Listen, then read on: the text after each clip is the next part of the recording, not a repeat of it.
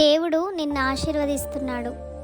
ఉదయమున నీ కృపతో మమ్మును తృప్తిపరచుము. కీర్తనలు 90వ అధ్యాయం 14వ వచనం. దయచేసి నీ దాసుడనైన నా కుటుంబము నిత్యము నీ సన్నిధిని ఉండునట్లుగా దానిని ఆశీర్వదించుము. సమూయేలు 7వ అధ్యాయం 29వ వచనం. నేడు వారి కన్నుల ఎదుట నిన్ను గొప్ప చేయ మొదలుపెట్టెదను. యెహోషువ 3:7వ వచనం. నేను అరణ్యంలో త్రోవ కలుగజేయుచున్నాను, ఎడారిలో నదులు పారజేయుచున్నాను. యెషయా 43వ అధ్యాయం 19వ వచనం. మీరు ఆశీర్వాదాస్పదమగునట్లు నేను మిమ్మల్ని రక్షింతును, భయపడక ధైర్యము తెచ్చుకొనుడి.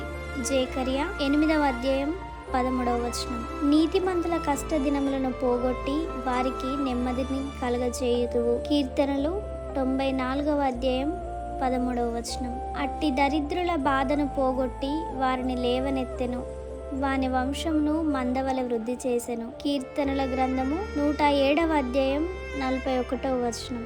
నేను నీకు తోడయుండి నిన్ను ఆశీర్వదించెదను. ఆదికాండము 26వ అధ్యాయం 3వ వచనం. నేను నిన్ను అత్యధికముగా అభివృద్ధి పొందించెదను. ఆదికాండము 17వ అధ్యాయం 2వ వచనం. నా నామమున మీరు నన్ను ఏమి అడిగినను నేను చేతును.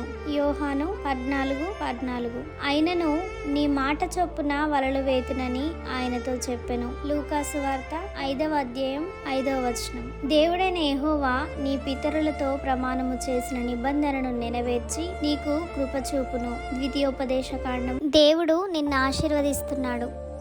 ఉదయమున నీ కృపతో మమ్మును తృప్తిపరచుము. కీర్తనలు 90వ అధ్యాయం 14వ వచనం. దయచేసి నీ దాసుడనైన నా కుటుంబము నిత్యము నీ సన్నిధిని ఉండునట్లుగా దానిని ఆశీర్వదించుము. సమూయేలు 7వ అధ్యాయం 29వ వచనం. నేడు వారి కన్నుల ఎదుట నిన్ను గొప్ప చేయ మొదలుపెట్టెదను. యెహోషువ 3:7వ వచనం. నేను అరణ్యంలో త్రోవ కలుగజేయుచున్నాను, ఎడారిలో నదులు పారజేయుచున్నాను. యెషయా 43వ అధ్యాయం 19వ వచనం. మీరు ఆశీర్వాదాస్పదమగునట్లు నేను మిమ్మల్ని రక్షింతును, భయపడక ధైర్యము తెచ్చుకొనుడి.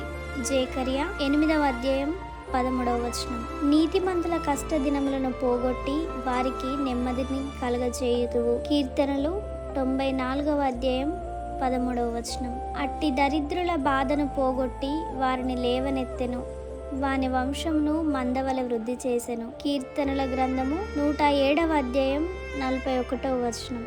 నేను నీకు తోడయుండి నిన్ను ఆశీర్వదించెదను. ఆదికాండము 26వ అధ్యాయం 3వ వచనం. నేను నిన్ను అత్యధికముగా అభివృద్ధి పొందించెదను. ఆదికాండము 17వ అధ్యాయం 2వ వచనం. నా నామమున మీరు నన్ను ఏమి అడిగినను నేను చేతును.